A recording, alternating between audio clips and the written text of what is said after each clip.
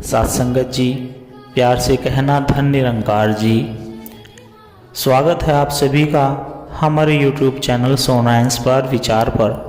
इस वीडियो की शुरुआत करने से पहले दास आपसे हाथ जोड़कर एक भावपूर्ण निवेदन करना चाहता है। हमारा उद्देश्य आपके जीवन में सकारात्मक शांति और प्रेरणा का संचार करना है। हर रोज हम आपके लिए एक नई प्रेरणादायक वीडियो लाते हैं। इन वीडियो के माध्यम से हम आपके जीवन में आत्मविश्वास, शांति और प्रेम का संदेश पहुंचाना चाहते हैं। आपसे निवेदन है, कृपया हमारे चैनल को सब्सक्राइब करें और नोटिफिकेशन को ऑन करना न भूलें, जिससे कि आप किसी भी अनमोल साखी, सत्संग या संदेश से वंचित ना रहे। आज की हमारी कहानी का विषय है सच्ची भक्ति किसे कहते हैं, सच्ची भक्ति का रहस्य। गंगा नदी के तट पर एक छोटे से गांव में संत रामदास का आश्रम था। दूर दूर से लोग उनके सत्संग में भाग लेने आते थे। उनकी वाणी में ऐसी मधुरता और सच्चाई थी कि लोग उनकी बातों से प्रेरित होकर अपने जीवन को धर्म और सच्चाई के मार्ग पर ले जाने की कोशिश करते थे। एक दिन सत्संग के दौरान एक जिज्ञासु युवक संत रामदास के पास आया और बोला, गुरुदेव, मैं वर्षों से भक्ति कर रहा हूँ, लेकिन मुझे भगवान की कृपा का अनुभव नहीं होता। कृपया मुझे सच्ची भक्ति का रहस्य समझाइए। संत रामदास मुस्कुराए और बोले, कल प्रातःकाल सूर्य उदय से पहले नदी के किनारे आ जाना। तुम्हारे प्रश्न का उत्तर वहीं मिलेगा। युवक पूरे उत्साह से अगले दिन तय समय पर पहुंचा। संत रामदास पहले से ही वहां पर प्रतीक्षा कर रहे थे। उन्होंने युवक से कहा, आओ नदी में थोड़ा आगे बढ़ते हैं। युवक उनके साथ नदी में कुछ गहराई तक चला गया।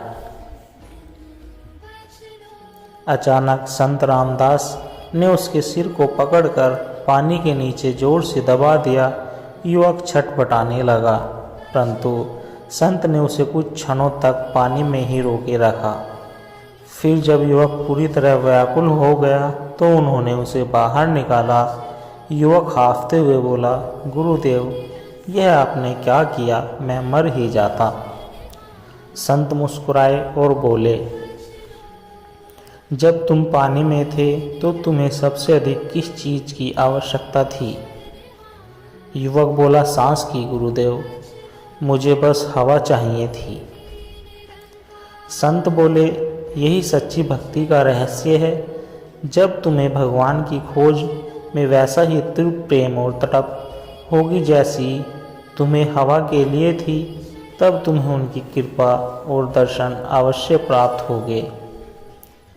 केवल औपचारिक प्रार्थनाओं से नहीं, बल्कि आत्मा की गहराइयों से पुकारने से ही भगवान मिलते हैं।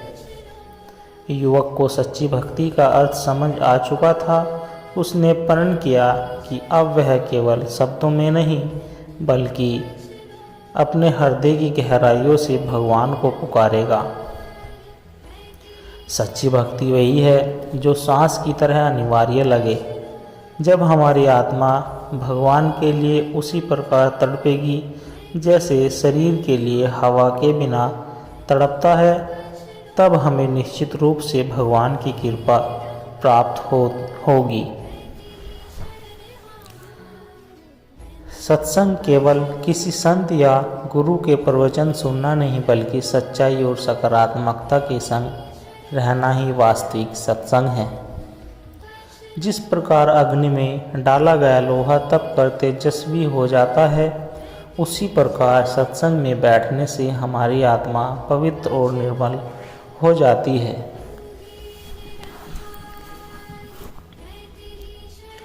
सत्संग मन को स्वच्छ करता है, जैसे सूरज की किरणें अंधकार को मिटा देती है। जब मन निर्मल होगा तभी ईश्वर का साक्षात्कार संभव होगा। सच्चे संत वे ही होते हैं जो हमें बाहरी आडंबर से हटाकर आत्मज्ञान की ओर प्रेरित करे। वे हमें सत्य की ओर ले जाते हैं, न किसी चमत्कार की ओर। यदि जीवन में कोई सच्चा संत या गुरु मिल जाए तो उसे कभी नहीं छोड़े। उनके वचनों में ही जीवन की सच्ची शिक्षा छिपी होती है। सत्संग हमें भगवान से जोड़ता है क्योंकि वहाँ से हमें सच्ची भक्ति की प्रेरणा मिलती है। बिना सत्संग के भक्ति अधूरी रह जाती है। जैसे बिना हवा के जीवन संभव नहीं, वैसे ही बिना ध्यान और सत्संग के आत्मिक उन्नति संभव नहीं है। जिस व्यक्ति का मन अशांत हो, जिसे जीवन में कोई राह न मिल रही हो, उसे सत्संग में बैठकर आत्म शांति और मार्गदर्शन मिल सकता है। सत्संग हमें सिखाता है कि सच्चा सुख बाहरी वस्तुओं में नहीं बल्कि आत्मा की शुद्धि में है। सत्संगत करिए साधु की, हरि कथा सुनाए, सुमरन करिए राम का, भवसागर तर जाए। सत्संग केवल ज्ञान प्राप्ति का माध्यम नहीं बल्कि आत्मा के उत्थान और जीवन के अंधकार को दूर करने का सर्वोत्तम उपाय है। जो सत्संग से जुड़ा है वह सच्चे आनंद, शांति और मोक्ष के मार्ग पर अग्रसर होता है। सच्चा संत और राजा का अभिमान। बहुत समय पहले की बात है, एक प्रतापी राजा था जो अपनी शक्ति और वैभव के कारण अत्यंत अभिमानी हो गया था। उसे लगता था कि उसके राज्य में उससे बड़ा और कोई नहीं है।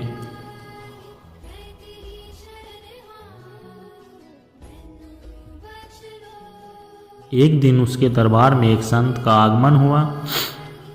संत के चेहरे पर अद्भुत तेज था और उनकी परिस्थिति से ही वातावरण शांतिमय हो गया।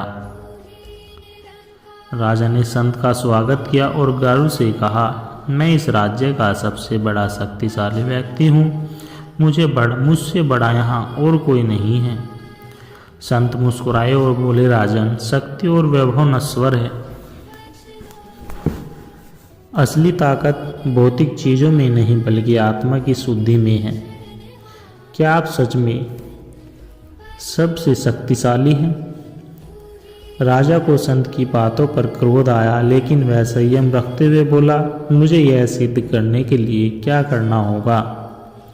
संत ने कहा, अगर आप सबसे शक्तिशाली हैं तो अपने जीवन और मृत्यु को नियंत्रित करके दिखाइए। अपने शरीर को अमर बना लीजिए। राजा चौंक गया और बोला, यह असंभव है। मृत्यु तो सभी को आनी ही है। संत बोले, तो फिर आप सबसे शक्तिशाली कैसे हुए? सच्चा बल वही है जो मृत्यु को भी जीत सके और वह केवल भक्ति और आत्मज्ञान से संभव है।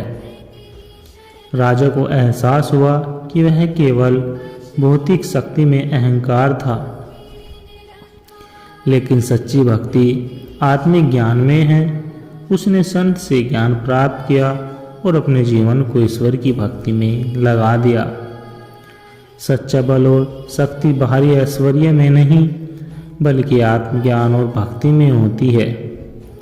सत्संग में बैठने से ही हमें सच्चा ज्ञान प्राप्त होता है जो हमारे अहंकार को नष्ट कर हमें सच्ची शांति की ओर ले जाता है। सच्ची भक्ति और आत्मज्ञान। बहुत समय पहले की बात है, हिमालय की गहरी घाटियों में स्थित एक आश्रम में महात्मा राघवदास जी का निवास था। वे बड़े ज्ञानी और करुणाशील संत थे। उनके सत्संग में दूर दूर से लोग आत्मज्ञान प्राप्त करने के लिए आते थे। एक दिन एक धनी व्यापारी, एक निर्धन किसान और एक अहंकारी विद्वान उनके सत्संग में आए। सभी को अलग अलग प्रश्न थे, लेकिन उत्तर एक ही था, धन से मुक्ति मिल सकती है। व्यापारी ने महात्मा जी से पूछा, गुरुदेव, मैंने अपने जीवन में बहुत धन कमाया है, लेकिन फिर भी मुझे संतोष नहीं मिलता। क्या धन से मुक्ति मिल सकती है? महात्मा जी मुस्कुराए और बोले, बेटा नदी में पानी है, लेकिन अगर नाव में पानी भर जाए तो वह डूब जाएगी। इसी तरह धन अगर जीवन में साधन की तरह रहे तो अच्छा है, लेकिन यदि वह मन में अहंकार और लोभ भर दे तो व्यक्ति डूब जाता है। सच्ची मुक्ति धन से नहीं बल्कि त्याग और संतोष से मिलती है। व्यापारी ने सिर झुका लिया। उसने समझ लिया कि धन स्वयं में समस्या नहीं बल्कि उसका मोह ही बंधन का कारण है। दूसरा प्रश्न, सच्ची भक्ति क्या है? किसान ने प्रश्न किया, गुरुदेव मैं दिन रात कठिन परिश्रम करता हूँ और भगवान का नाम लेता हूँ, लेकिन फिर भी दुख और कष्ट मेरा पीछा नहीं छोड़ते। क्या मेरी भक्ति सच्ची नहीं है? महात्मा जी ने एक पात्र में पानी मंगवाया और उसमें एक पत्थर डाल दिया। फिर बोले, इस पानी में शक्कर डालो।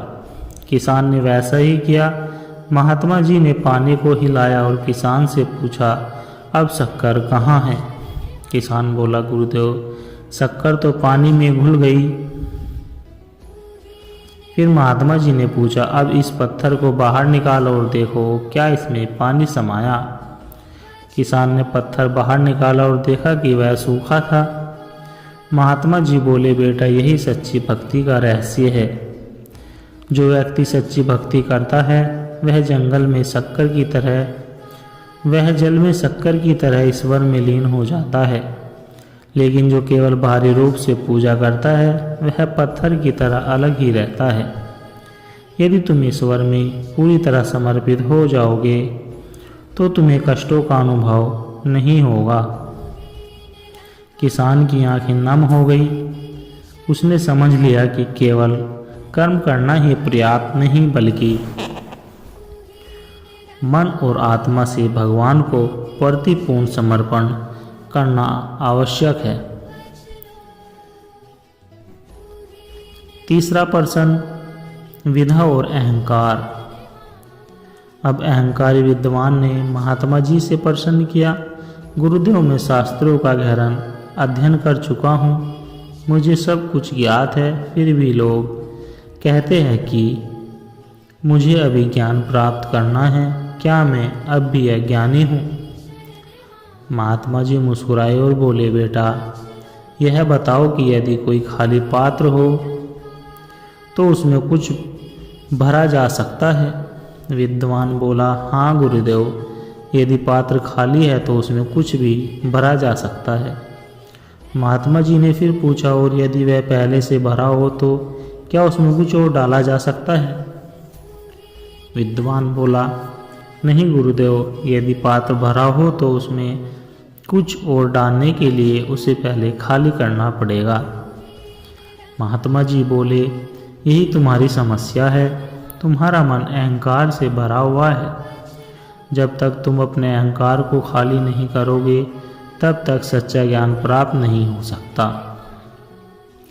विद्वान को अपनी गलती का एहसास हुआ। उसने अपने घमंड को त्यागने का निश्चय किया और विनम्रता से ज्ञान प्राप्त करने की प्रतिज्ञा ली। तीनों व्यक्ति को सत्संग से सच्चा ज्ञान प्राप्त हुआ। धन से नहीं, संतोष और त्याग से मुक्ति मिलती है। सच्ची भक्ति केवल बाहरी क्रियाओं से नहीं बल्कि आत्मा के पूर्ण समर्पण से होती है। ज्ञान प्राप्त करने के लिए अहंकार को छोड़ना आवश्यक है। जो सत्संग में जाता है वह केवल शारीरिक रूप से नहीं बल्कि मन और आत्मा से भी वहाँ होना चाहिए, तभी सच्चे ज्ञान और शांति की प्राप्ति होती है। जीवन को प्रकाशित करने वाले अनमोल वचन। जैसे सूर्य की रोशनी अहंकार को मिटा देती है, वैसे ही सत्संग मन और आत्मा के अज्ञान को नष्ट कर देता है। सत्संग में बैठकर केवल सुनना ही पर्याप्त नहीं बल्कि उसमें कही गई बातों को अपने जीवन में उतारना ही सच्चा सत्संग है। सत्संग का अर्थ है सत्य का संग, यानी सच्चे संतों और सत्संगी विचारों के साथ रहना।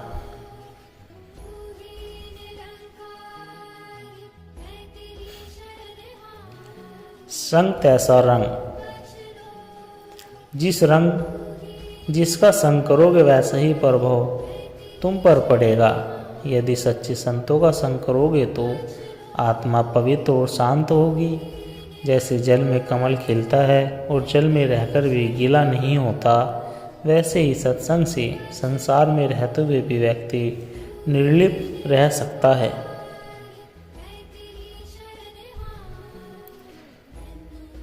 सत्संग मन के विकारों को दूर करता है, क्रोध, लोभ, मोह, अहंकार और ईर्ष्या को समाप्त करता है।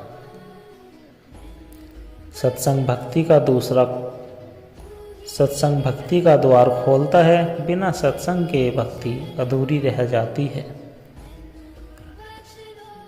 राम नाम जपना परमार्थ कमाना। केवल नाम जपने से कुछ नहीं होगा जब तक जीवन में प्रेम, करुणा और सेवा नहीं आएगी। सच्चा सत्संग वही है जहाँ ईश्वर की महिमा के साथ साथ सेवा, त्याग और करुणा का पाठ पढ़ाया जाए। सत्संग का प्रभाव ऐसे होता है जैसे मिट्टी के पात्र में धीरे धीरे पानी भरता है। समय के साथ मन में सकारात्मक परिवर्तन आने लगते हैं। यदि आप चाहते हैं कि जीवन में शांति और आनंद बना रहे तो हर दिन थोड़ा समय अच्छे विचारों और संतों के वचनों के लिए निकालें। एक घड़ी, आधी घड़ी, आधी में पूनी याद, तुलसी संगत, साधु की हरे कोटि अपराध। संतों का संग यदि थोड़ा भी मिल जाए तो जीवन में असंख्य पाप नष्ट हो जाएंगे। सत्संग और अहंकार का नाश। सच्चा ज्ञान वही है जो अहंकार को समाप्त कर देता है। यदि ज्ञान प्राप्त कर भी अभिमान बढ़े तो वह सच्चा ज्ञान नहीं बल्कि बोझ बन जाता है। गुरु बिना ज्ञान नहीं और सत्संग बिना विवेक नहीं।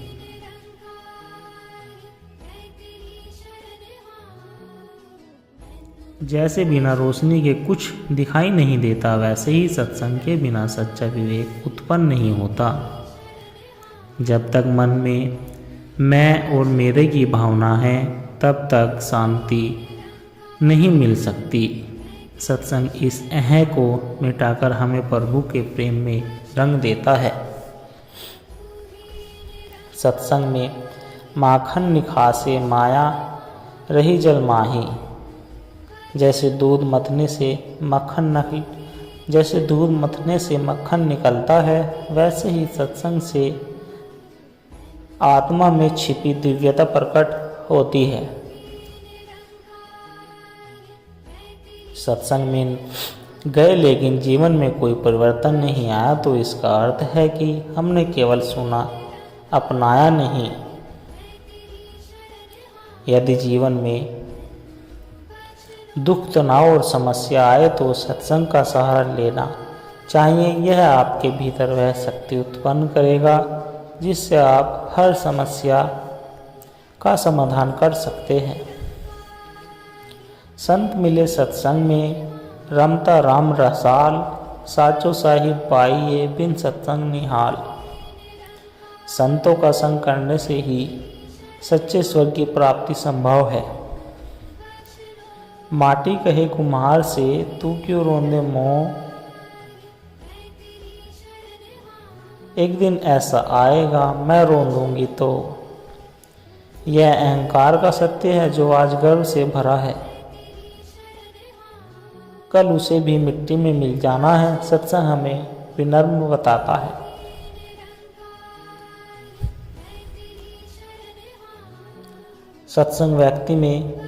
जो व्यक्ति सत्संग में आता है उसकी आत्मा धीरे धीरे शुद्ध होने लगती है। सत्संग हमें याद दिलाता है कि यह संसार नश्वर है और सारी पूंजी केवल प्रभु नाम और सत्कर्म है। यह 3 विष की बेलरी, गुरु अमृत की खान, शीश दिए जो गुरु मिले तो भी सस्ता जान। यदि जीवन में कोई सच्चा गुरु मिल जाए तो अपने अहंकार का बलिदान कर देना न भूले। सत्संग जीवन का दीपक है जो अज्ञान के अंधकार को मिटाकर हमें सच्चे आनंद की ओर केवल सुनना पर्याप्त नहीं, उसे अपने आचरण में उतारना ही सच्चा सत्संग है। ईश्वर की कृपा पाने का सबसे सरल मार्ग सत्संग, सेवा और भक्ति है। जो व्यक्ति नियमित रूप से सत्संग में सम्मिलित होते हैं वह अपने जीवन को पवित्र और सार्थक बना सकता है। सत्संग कीजिए संत से निर्मल होए सुभाए। सत्संगत जी दास के द्वारा कहे गए प्रेरणादायक कहानी विचार, सत्संग विचार अगर आप जी को अच्छे लगे हो तो लाइक, कमेंट, शेयर और हमारे चैनल को सब्सक्राइब जरूर कर दीजिए। और दास को आशीर्वाद दे के आप जी के चरणों में हर रोज ऐसे ही सत्संग कहानी विचार लेकर आता रहूं। साथ संगत जी प्यार से कहना, धन्य निरंकार जी।